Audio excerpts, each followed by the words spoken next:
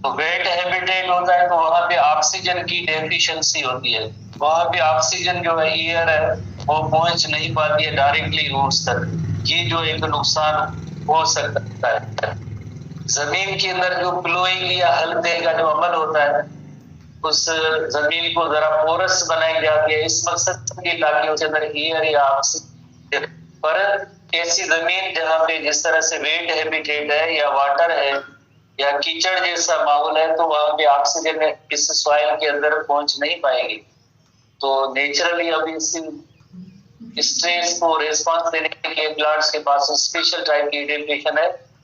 इधर अंडरग्राउंड जैसे रूट्स है वहां पे ऐसी रूट्स निकलती है सरफेस पे आती है जिनके अंदर पोर्स होते हैं, खास तौर पे ये जो मैंग्रोव फॉरेस्ट होते हैं उनके से ऐसी खास किस्म की रूट्स होती है जिन्हें कहते हैं एरियल रूट्स कहते हैं। Plants have developed aerial roots और इनके अंदर ऐसे पोर्स होते हैं उनको कहते हैं न्यूमेटोफोर्स, ऐसी फोर्स वाली रूट्स को कहते हैं न्यूमेटोफोर्स कहते हैं। इन न्यूमेटोफोर्स की मदद से एरियल रूट्स की मदद से एटमॉस्फेयर से देर रूट तक पहुंच सकती है। तो अगर ऑक्सीजन की स्ट्रेस होगी भी तो प्लांट इस तरह से ओवर कर लेते हैं, जो खास तौर पे जो मैंग्रोव फॉरेस्ट होते हैं उनके अंदर एरियल रूट्स या न्यूमेटोफोर्स डेवलप होते हैं। सबसे पहले हम देखते हैं कि लाइक कौन से प्लांट्स हैं जिनमें ये कंडीशन डेवलप हो सकती है। ये प्लांट्स हैं लाइक सब प्लांट्स, सबके अंदर सब प्लांट्स जो वेट हैबिटेट में रहते हैं, मार्शेस के अंदर रहते हैं जहाँ पे थोड़ा सा एनवायरमेंट होता है, तो उनके अंदर ऑक्सीजन की डेफिशिएंसी होती है। फिर उन्हीं की तरफ जो है ऐसी एडेप्टेशंस होती है।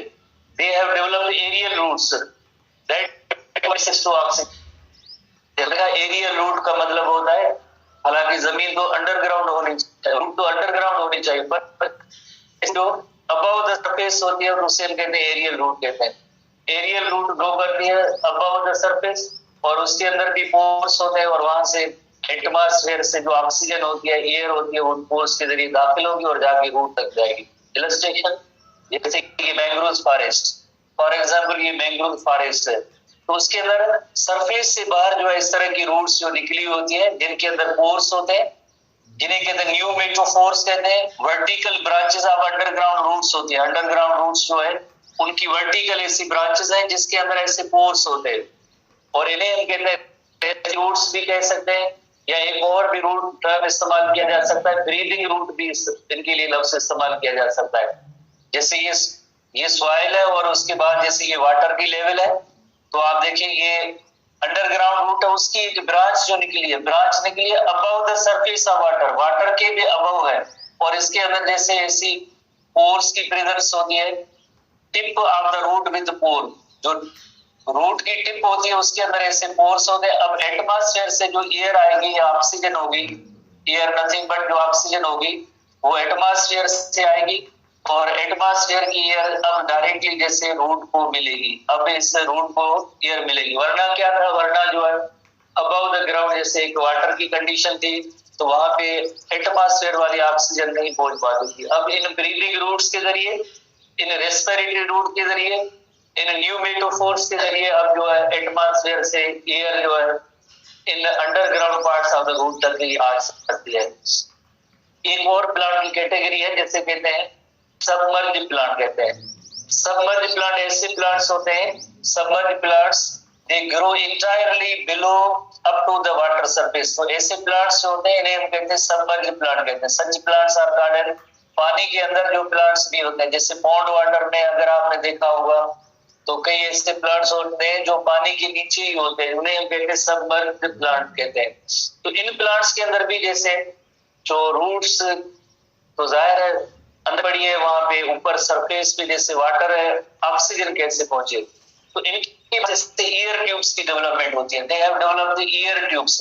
अलग क्वेश्चन है, सबमर्ज प्लांट का अलग क्वेश्चन है और मैंग्रोव का अलग क्वेश्चन है। Another structural adaptation, another structural adaptation is the development of air tubes.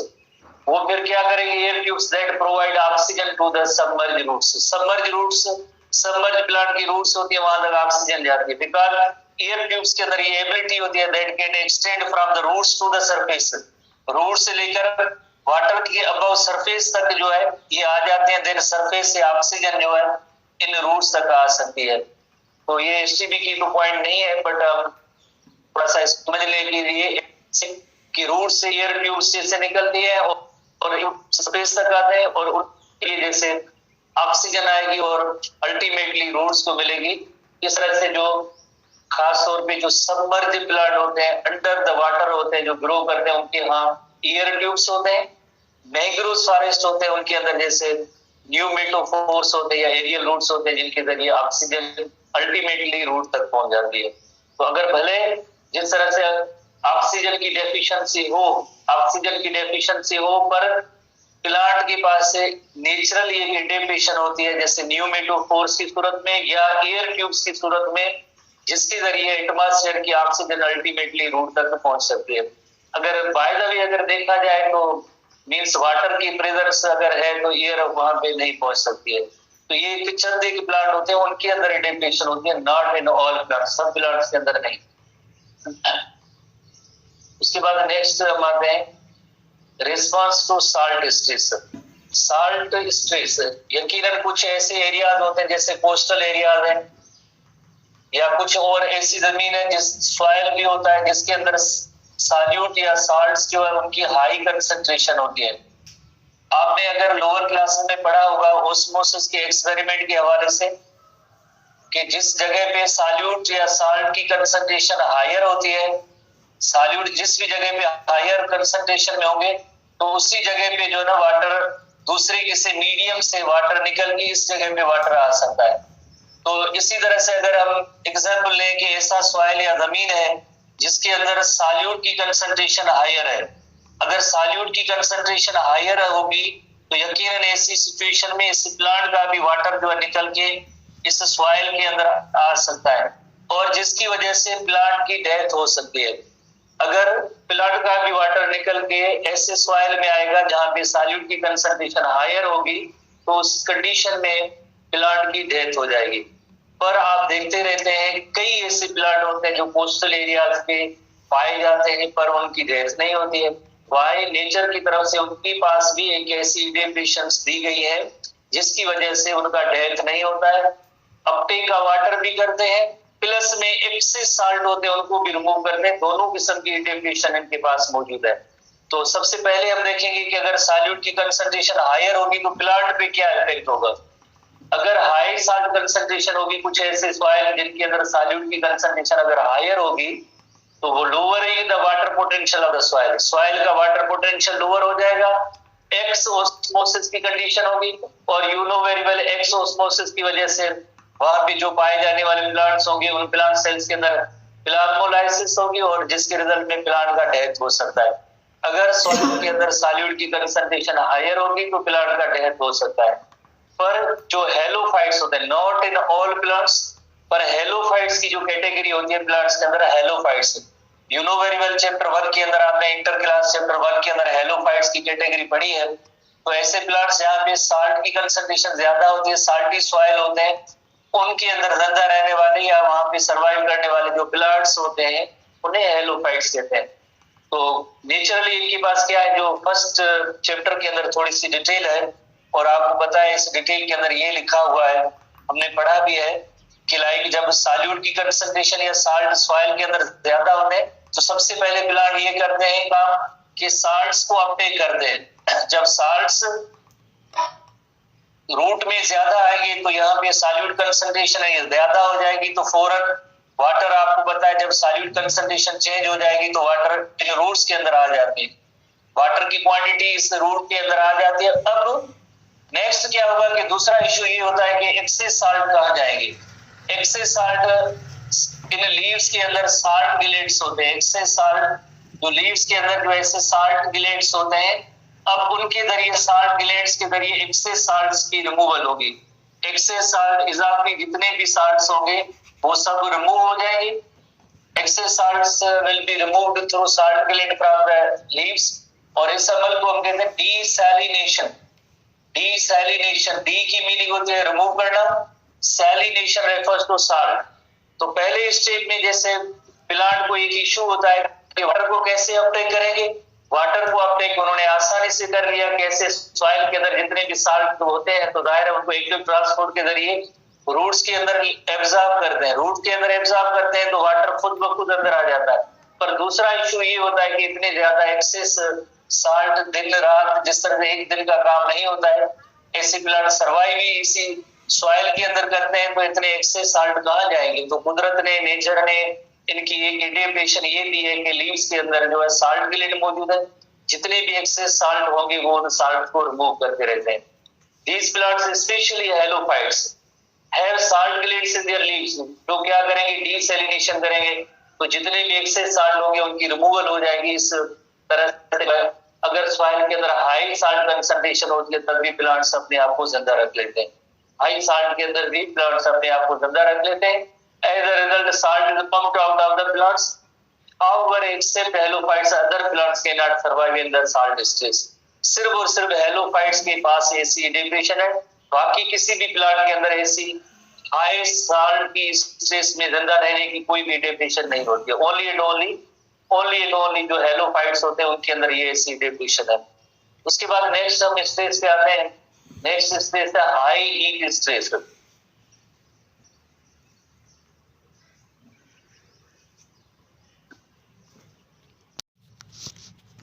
High heat, जैसे आपको पता है कि optimum temperature is necessary. Optimum temperature, यकीनन ऑप्टिमम टेम्परेचर होगा तो वहां पे एंजाइमेटिक रिएक्शन, मेटाबॉलिक रिएक्शंस उस प्लांट की या कोई भी लिविंग ऑर्गेनिज्म हो उसके लिए एक ऑप्टिमम टेम्परेचर होना जरूरी है। हमने पढ़ा था फर्स्ट ईयर के हवाले से, एंजाइम के हवाले से कि enzymes are thermolabile, heat sensitive भी है as well as heat sensitive भी होते हैं एंजाइम के हवाले से जो हमने पढ़ा था। तो जाहिर है एक हर एक ऑर्गेनिज्म का एक ऐसा टेम्परेचर होना चाहिए जिसमें उसकी मेटाबॉलिक एक्टिविटीज होनी चाहिए। अगर टेम्परेचर नॉर्मल रेंज से जैसे बढ़ जाता है तो यकीनन एंजाइम्स डीनेचर होंगे, अगर एंजाइम्स डीनेचर होंगे तो जाहिर है फिजियोलॉजिकल एक्टिविटीज नहीं होगी और प्लांट का डेथ हो जाता है। तो सबसे पहले हाई हीट, जैसे आपको पता है कि एनवायरनमेंट तो कभी भी सेम या कांस्टेंट नहीं रहता है। जैसे आजकल जैसे हमारे यहाँ जैसे गर्मियों की मौसम आ रही है और पहले सर्दियों की थी, दुनिया के अंदर भी, पूरी दुनिया के अंदर ऐसे क्लाइमेटिक कंडीशन तो चेंज होती रहती है।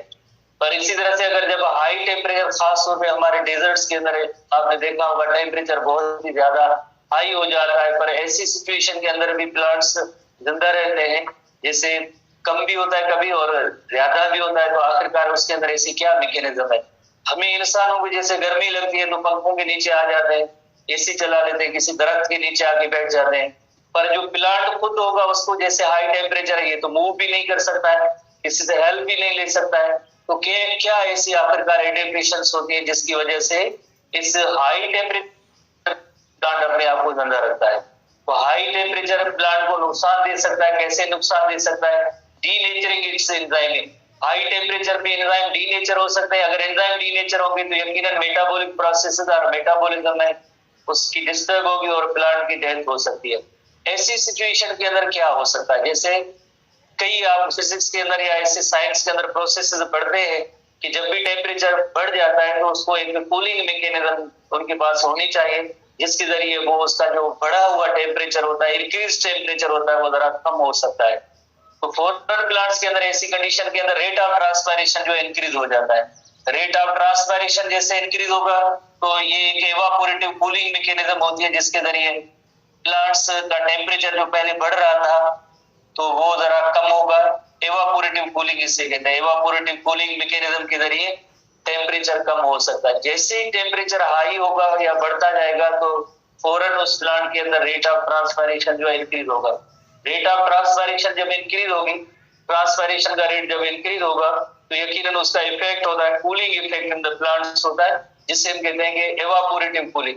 तो इस हाई टेम्परेचर से फाइट करना, लड़ना, उसके लिए पहली एडेप्टेशन जैसे होती है एवापोरेटिव कूलिंग, ट्रांसपायरेशन रेट बढ़ जाता है। इसी तरह से दूसरा एक नुकसान हम देख सकते हैं कि हाई टेम्परेचर का नुकसान क्या होता है।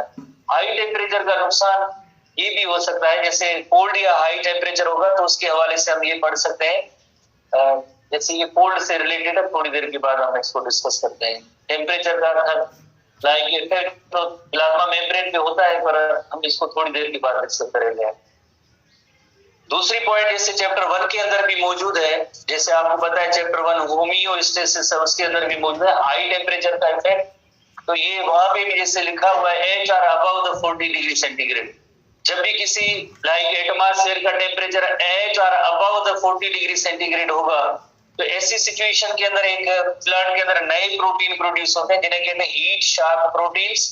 शॉर्ट फॉर्म में उसे कहते हैं HSP, हीट शॉक प्रोटीन्स।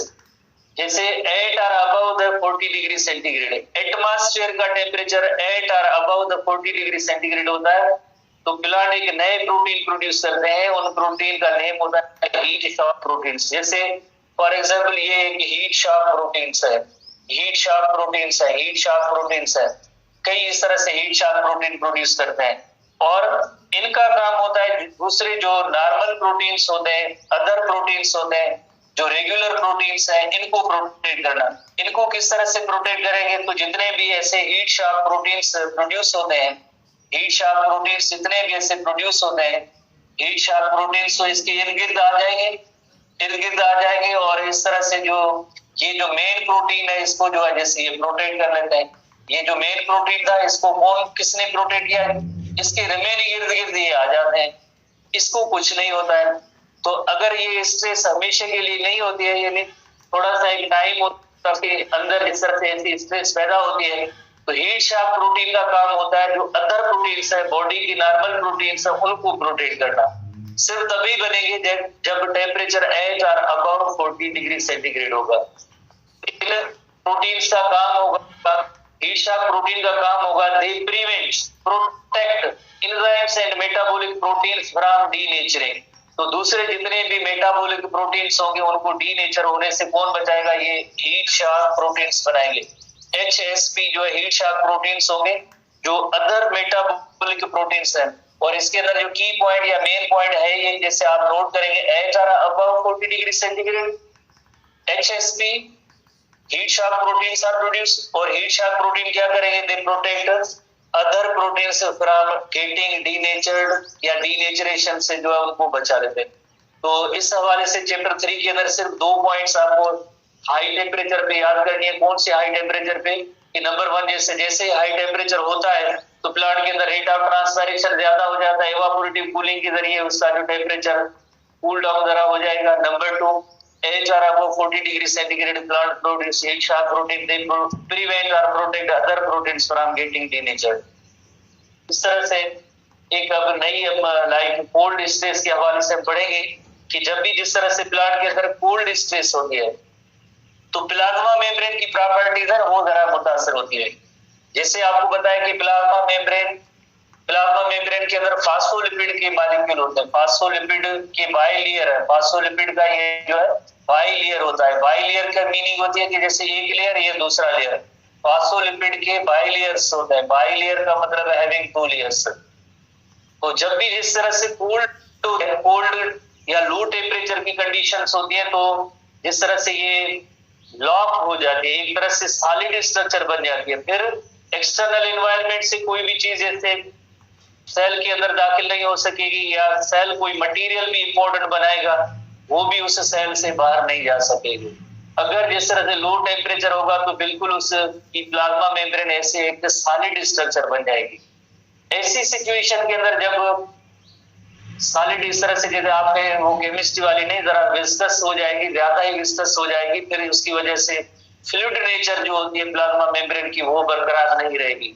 जब फ्लूइड नेचर बरकरार नहीं रहेगी तो सॉल्यूट की जो transport across the plasma membrane नहीं हो सकती, नुकसान इसका ये होगा।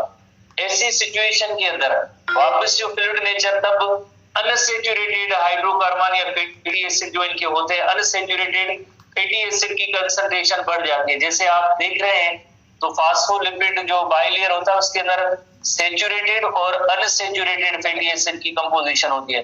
तो इस तरह से अनसैचुरेटेड फैटी एसिड की कंसंट्रेशन ज्यादा हो जाती है।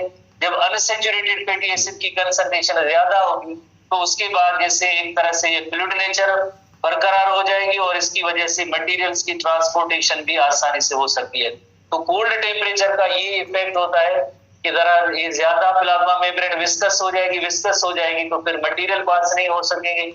ऐसी सिचुएशन के अंदर जब भी, खास तौर पे आपने देखा होगा कि पाकिस्तान या दुनिया के अंदर कई ऐसे रीजन्स होते हैं जहां पे फ्रीजिंग कंडीशंस होती है, 0- टेम्परेचर होता है, पर वहां पे भी जैसे प्लांट्स जिंदा रहते हैं तो वाई उनकी एक इंडिकेशन ये होती है कि ऐसी कंडीशन के अंदर they increase the concentration of unsaturated fatty acid.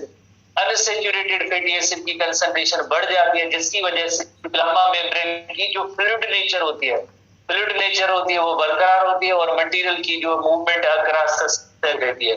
वरना अदरवाइज क्या होगा, अदरवाइज ये होगा कि मटेरियल्स जो है मूव नहीं कर पाएंगे और प्लांट की डेथ हो जाती है। तो इसी हवाले से लो टेम्परेचर पे हम देखेंगे, कोल्ड टेम्परेचर के हवाले से कि like in response to cold temperature plants respond to cold stress by altering the lipid composition. Alter की मीनिंग क्या है, जैसे चेंज करते हैं, क्या कैसे चेंज करते हैं, जो अनसैचुरेटेड फैटी एसिड की कंसंट्रेशन है उसको बढ़ा लेते हैं, लिपिड कंपोजिशन ऑफ मेम्ब्रेन उसको अल्टर करते हैं।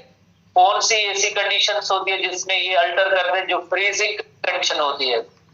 खास तौर पे ऐसे प्लांट्स जिनके अंदर फ्रीजिंग टॉलरेंस होती है वही ये ऐसा काम कर सकते हैं। हर कोई प्लांट ऐसी कोल्ड स्ट्रेस में जिंदा नहीं रह सकता है। ऐसे प्लांट्स जिनके अंदर फ्रीजिंग टॉलरेंस होती है, फ्रीजिंग कंडीशन के अंदर सर्वाइव भी वो कर पाएंगे, जैसे हमारे जैसे ये डिजर्ट्स वाले प्लांट, उनके अंदर ये एबिलिटी नहीं होगी, तो सिर्फ उन्हीं प्लांट्स के अंदर ये एबिलिटी होगी जिनके अंदर फ्रीजिंग टॉलरेंस होती है। फिर लिपिड की कंपोजिशन चेंज हो जाएगी। कंपोजिशन चेंज होने के बाद जैसे आप ने अभी नोट किया कि जिस तरह से सॉल्यूट की कंसंट्रेशन है वो इनसाइड और आउटसाइड द सेल जो मूव कर सकती है, एक इंडिकेशन ये है। दूसरी इंडिकेशन ये होती है, जैसे for example you know very well कि सेल के अंदर जो केमिकल रिएक्शन, मेटाबॉलिक रिएक्शन की जगह या प्लेस होती है साइटोसोल होता है, जहां पे केमिकल रिएक्शन होते हैं। साइटोसोल या साइटोप्लाज्म, प्लांट का जो साइटोसोल या साइटोप्लाज्म, इसके अंदर 60 to 90%, किन बुक में 70 to 90 या मुख्तलिफ जो है परसेंटेज दिए गए, तो 70 to 90% जैसे वाटर होता है। अगर बाहर की जैसे फ्रीजिंग कंडीशन है और वहां पे साइटोसोल के अंदर 70 to 90% है, फ्रीजिंग कंडीशन भी है और साइटोसोल के अंदर वाटर भी पड़ा है। आप इवन एक कॉमन ऑब्जर्वेशन भी कर सकते हैं, जैसे एटमॉस्फेयर के अंदर वाटर वेपर्स होते हैं और एटमॉस्फेयर का टेम्परेचर 0 या माइनस होता है, तो जाहिर यकीनन उस वाटर की भी कंडीशन चेंज हो सकती है। तो लिविंग ऑर्गेनिज्म है, यकीनन यहाँ पे क्या होना चाहिए, आइस बननी चाहिए।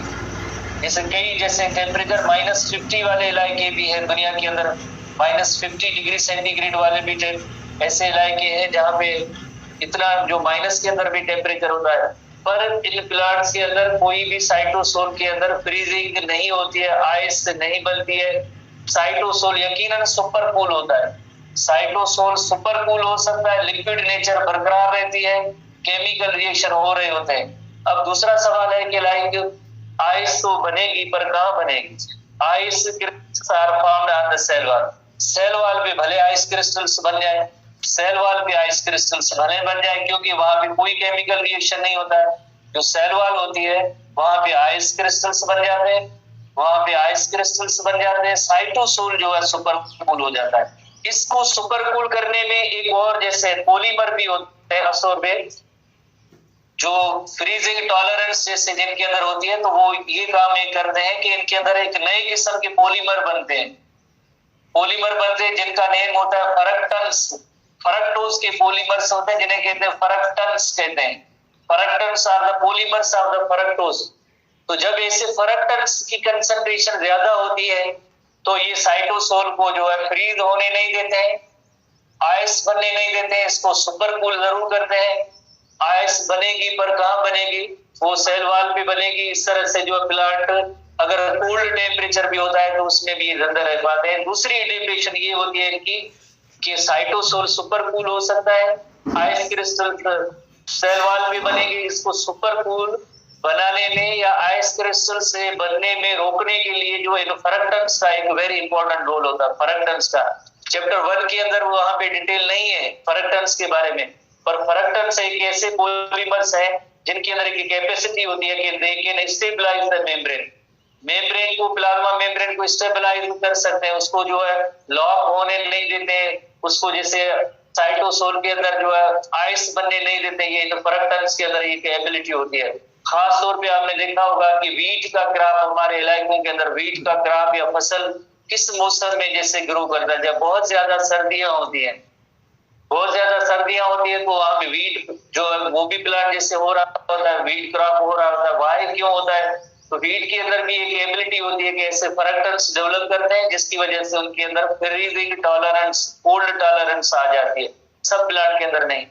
तो इस तरह से freezing condition change in solute composition of the cell by producing different polymer of fructose is called as fructans which allow the cytosol to supercool, cytosol को supercool तो करने की इजाजत देते, पर आइस फार्मिंग नहीं बनेगी। पर आइस कहाँ पे बनती है? You know very well, ice crystals are found at the cell wall. तो लो टेम्परेचर के अंदर प्लांट्स अपने आप को कैसे सर्वाइव करते हैं? नंबर वन, जैसे दे alter the composition of the plasma membrane, they increase the concentration of unsaturated fatty acid, number one. और नंबर टू, जैसे पॉलीमर से एक नए किस्म के पॉलीमर फ्रक्टेंस प्रोड्यूस करते हैं। फ्रक्टेंस कहाँ भी प्रोड्यूस होते हैं? साइटोसोल के अंदर होते हैं, जिसकी वजह से आइस क्रिस्टल जाके सेल वॉल पे बनेंगे। साइटोसोल सुपरकूल होता है पर फ्रीज नहीं होता है, अगर फ्रीज होता तो ये इस प्लांट की डेथ हो जाती। उसके बाद नेक्स्ट एक कंडीशन पे आते हैं, रिस्पांस टू हर्बीवोरी।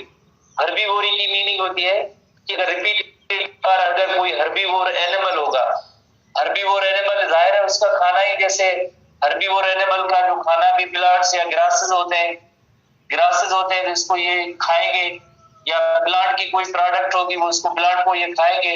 हर्बीवोर की डाइट ही नेचुरली यही है। पर अगर रिपीटेडली एक्सेसिवली बार बार ओवर ग्रेजिंग हो जाए तो यकीनन ये प्लांट भी कहेगा कि जैसे मेरी जैसे ग्रोथ हो रही है, कोई फलाना जो एनिमल आ रहा है वो डेली में थोड़ी ग्रोथ कर रहा हो तो खा जा रहा है, प्लांट जरूर नाराज होगा। बिकॉज इसका लाइफ साइकिल अगर इसी तरह से प्लांट्स को ये हर्बीवोर खाते रहेंगे तो लाइफ साइकिल कंप्लीट नहीं होगा। लाइफ साइकिल कंप्लीट नहीं होगा तो यकीनन जैसे इसका जो आगे डेथ हो जाएगा, इसके नेक्स्ट मेंबर भी नहीं बन पाएंगे। तो नेचुरली एक इनके पास ऐसी एडेप्टेशन डेवलप हो गई जिसके बाद ये एक्सेसिव हर्बीवोरी से भी, जैसे वहां उस स्ट्रेस से भी ये निकल आते हैं। जैसे ये किसी से शिकायत नहीं करेंगे, हर्बीवोर एनिमल से लड़ भी नहीं सकते, हर्बीवोर एनिमल को जैसे कहेंगे आप काइंडली हमें ना खाएं, ऐसे भी नहीं कह सकते हैं, किसी दूसरे से हेल्प भी नहीं ले सकते हैं। और इनके पास खुद ही नेचर ने एक ऐसी एडेप्टेशन दी है जिसकी वजह से जो हर्बीवोर एनिमल्स ओवर ग्रेजिंग या एक्सेसिव हर्बीवोर से जो है लाइक बच सकते हैं। तो स्ट्रेस तो है, यकीनन एक स्ट्रेस है। हर्बीवोरस एनिमल जब बार बार रिपीटेडली खाएंगे तो यकीनन प्लांट के लिए एक स्ट्रेस है। तो ऐसी एक्सेसिव हर्बीवोरी वाली कंडीशन में पहली एक एडेप्टेशन होती है, दे डेवलप थॉर्न्स। जैसे कांटे जब होते हैं किसी भी प्लांट के अंदर तो हर्बीवोर जो एनिमल होता है एकदम आके दौड़ के नहीं खाता उनको, बिकॉज जो बहुत ही बड़े स्पाइन्स होते हैं, एक दो बार ऐसे लगेंगे फिर आहिस्ता आहिस्ता उस प्लांट को अवॉइड करेगा कि यार इसके अंदर जो कांटे ये तो बहुत ही मुश्किल काम है। और उनकी लीव्स भी बहुत ही छोटी, प्लांट के पास है क्या, जस्ट लीव्स होते हैं जो ही हर्बीवोर एनिमल खाता है। तो लीव्स उनकी छोटे भी होते हैं और कांटे बड़े हो जाते हैं। जब कांटे बड़े हो जाते हैं उनको अगर खाने की कोशिश करेंगे तो यकीनन तो फिर उनको कांटे चुभेंगे और नेक्स्ट टाइम उससे अवॉइड करेंगे इस लाइक प्लांट को खाने से। इसी तरह से दूसरी एक स्ट्रेटेजी होती है, डिस्ट्रेसफुल केमिकल्स प्रोड्यूस करते हैं, डिस्ट्रेसफुल केमिकल या टॉक्सिक केमिकल। जैसे हमारे इलाकों के अंदर एक वेरी कॉमन प्लांट है जो अक्सर आपने रोड साइड पे देखा होगा, रोड दोनों तरफ से आपने देखे होंगे, देवियां, जिसे आप देवी प्लांट होता है। देवी प्लांट की लीव्स और एक कीकर या बबूल या बबर ट्री होता है, उसके भी लीव्स अगर आप देखेंगे आपको एक जैसे नजर आते हैं, सिमिलर ही नजर आते हैं। पर जो गोड्स या इनको खाती है, इनको अगर देवी प्लांट के जो लीव्स देंगे तो एक बार अगर टेस्ट करें ना तो उसके बाद नेक्स्ट टाइम वो कभी भी उस प्लांट को नहीं खाएगी। पर जो कीकर या बबूल का ट्री होता है उसको शौक से खा रही है वो गोड। वाई इनको क्यों नहीं खाते? Because they have developed distressful chemical, they have developed toxic chemical। ऐसे ही जिस तरह से अगर कोई एक रेस्टोरेंट, एक होटल, उसका खाना एक बार आपको जैसे खराब मिले, नेक्स्ट टाइम जैसे आपको भूख भी लग रही होती है, उसके करीब से भी गुजर रहे पर कहेंगे नहीं खाएंगे हम, क्योंकि हमने प्लान दिन आए थे खाया था, इसका खाना अच्छा ही नहीं है। तो इसी तरह से ये भी एनिमल भी इसी तरह से करते हैं। एक बार अगर कोई टेस्ट करते हैं कि इसकी केमिकल्स की टेस्ट डिस्ट्रेसफुल है, टॉक्सिक है, तो नेक्स्ट टाइम उसको जो है नहीं खाते। ये एक मैकेनिज्म होती है एक्सेसिव हर्बीवोरी से जान छुड़ाने के लिए। एक और एडेप्टेशन है जो अभी हमने चैप्टर 2 के अंदर पढ़ा है, चैप्टर 2 के अंदर प्लांट सेक्शन के अंदर पढ़ा है, किसी स्टूडेंट को याद है, स्केल इन काइमा जो होता है ना, ये भी उसके अंदर स्केल इन काइमा के अंदर जो स्टोन सेल्स की डेवलपमेंट हुई है, स्टोन सेल की जो एडेप्टेशन प्लांट के अंदर आई है, वो स्टोन सेल से एक्चुअली इस हर्बीवोरी से जान छुड़ाने के लिए जैसे स्टोन सेल्स जो डेवलप हुए ताकि उनको कोई हर्बीवोर एनिमल चबा ना सके, ताकि फ्यूचर में इसको ना खाए। बुक में नहीं है, पर हम सिर्फ इन दो चीजों को याद रखेंगे कि एक development of thought, number 2 distressful chemicals produce करते हैं, इस वजह से यकीनन जैसे लाइक अपने आप को प्लांट बचा लेते हैं। इसी तरह से pathogen, defence against pathogen, you know very well के इस एटमॉस्फेयर के अंदर ना फकत प्लांट है पर उसके इर्द गिर्द कई ऐसे डिजीज कॉजिंग एजेंट मौजूद है। डिजीज कॉजिंग एजेंट ये तो प्लांट्स है, पर इंसानों को भी ऐसे डिजीज कॉजिंग एजेंट है, वो भी अटैक करते रहते हैं, मुख्तलिफ किस्म की बीमारियों का वो सबब बनते रहते हैं, कई माइक्रोब्स है। अगर इंसान बीमार होता है, माइक्रोब्स का अटैक होता है, पैथोजन का अटैक होता है, तो यकीनन हम कांटेक्ट करते हैं डॉक्टर साहिबान से, कोई मेडिसिन ड्रग्स लेते हैं और उसको माइक्रोब्स को किल करते हैं, एंटीबायोटिक्स स्पेशली। पर प्लांट किसको दिखाए कि भाई मेरी तबीयत खराब हो गई है या मेरे ऊपर जो माइक्रोब्स का अटैक हुआ है, अब इससे कैसे जान छुड़ाई जाए। तो नेचर ने उनको भी जैसे काफी सारी एडेप्टेशंस दी है, जिसमें वन ऑफ द एडेप्टेशन जैसे होती है कि लाइक सबसे पहले इनका एक डिफेंस सिस्टम है जिसके लेयर्स हैं। लेयर्स है जैसे ह्यूमन बीइंग के भी जैसे डिफेंस की स्ट्रेटजीज के हवाले से लेयर है, first line of defence, second line of defence. इसी तरह से इनके अंदर भी ऐसे डिफेंस के या प्रोटेक्शन के एक लेयर्स बने हुए हैं ताकि उसमें कोई पैथोजन इंटर भी ना हो। अगर इंटर भी होता है तो फिर उसकी एक और अलग मैकेनिज्म होती है। जितने भी डिफेंस की जो इंस्टीट्यूट होते हैं वो ऐसे ही अपनी स्ट्रेटजीज डिवाइस करते हैं कि अगर कोई फॉरेनर कोई इस तरह से कोई बंदा आ जाए तो उसको कैसे ट्रैप किया जाता है या उसको किल किया जाता है, तो वो भी स्ट्रेटजीज होती है। तो कुदरती तौर पे प्लांट्स तो एक्सपोज है, पैथोजन आ सकते हैं। कौन से पैथोजन? वायरसेस, बैक्टीरिया एक्सपोज आप बन जाए, और नंबर ऑफ डिजीज भी करा सकते हैं। नंबर ऑफ डिजीज हमने पढ़ी है, पैथोजेनिक डिजीज पढ़ी है, जैसे फर्स्ट ईयर के अंदर viral plant viral disease, bacterial disease, fungal disease सब मौजूद है। तो इसी तरह से अगर प्लांट्स को जैसे ऐसे पैथोजन इफेक्ट करेंगे तो यकीनन ऑर्गेनिज्म का एक उसके पास क्या होना चाहिए, उसका एक डिफेंस सिस्टम होना चाहिए जो इन डिजीज से प्रोटेक्ट करे। तो डिफेंस स्ट्रेटजीज के हवाले से पहली डिफेंस स्ट्रेटजी इनके पास ये होती है, जैसे ह्यूमन बीइंग के पास first line of defence intact skin है। जब तक स्किन इंटैक्ट है कोई भी पैथोजन इंटर नहीं हो सकता है। बाकी अदर ओपनिंग्स है उनके जरिए या फूड के जरिए पैथोजन आ सकता है, या स्किन जो है कट लग जाए, एक्सपोज हो जाए तो पैथोजन आ सकता है। जब तक स्किन इंटैक्ट है कोई भी पैथोजन इंटर नहीं हो सकता है। इसी तरह से इनके यहाँ भी प्लांट के अंदर एपिडर्मिस होता है, एक अपर एपिडर्मिस है और दूसरा एक लोअर एपिडर्मिस है। एपिडर्मिस जब तक इंटैक्ट होता है तो पैथोजन की एंट्री नहीं होती है, पैथोजन की कोई भी एंट्री नहीं होगी जब तक एपिडर्मिस इंटैक्ट होता है, कोई इसको जैसे फिजिकल डैमेज ना हो एक्सटर्नल पार्ट को। और चैप्टर 2 के अंदर भी आपने पढ़ा था, क्या पढ़ा था पैथोजन से, याद नहीं है आपको? रेक्टेंगुलर सेल पहले, बिकॉज एपिडर्मिस तो जब सेकेंडरी ग्रोथ होती है तो गिर जाता है, तो फिर उसको कौन प्रोटेक्ट कर रहा है वो भी हमने पढ़ा है चैप्टर 2 के अंदर। बहरहाल अगर जिस तरह से आपको पता है कि प्लांट्स रेगुलर अपने जो है मेटाबॉलिक एक्टिविटीज, जिस तरह से गैस एक्सचेंज है या वाटर वेपर्स है उनका जो है एवापोरेशन करते हैं, तो स्टोमेटा एक पोर या ओपनिंग होते हैं वो खुले होते हैं। तो ये फंजाई या पैथोजन होते हैं इन स्टोमेटा के जरिए अंदर आ सकते हैं। अगर क्यूटिकल भी मौजूद है, एपिडर्मिस भी मौजूद है, वहां से कोई अगर पैथोजन एंटर नहीं हो सकता है तो जिस तरह से ऐसे पोर्स होते जिन्हें कहते हैं स्टोमेटा, उनके जरिए जैसे एंटर हो सकते हैं। तो एपिडर्मिस को हम कहते हैं first line of defence. Epidermis is called as first line of defence. कोई पैथोजन एंटर नहीं हो सकेगा, पर पैथोजन कैसे एंटर हो सकते हैं? या वुंड्स के जरिए एंटर हो सकते हैं या स्टोमेटा के जरिए एंटर हो सकते हैं।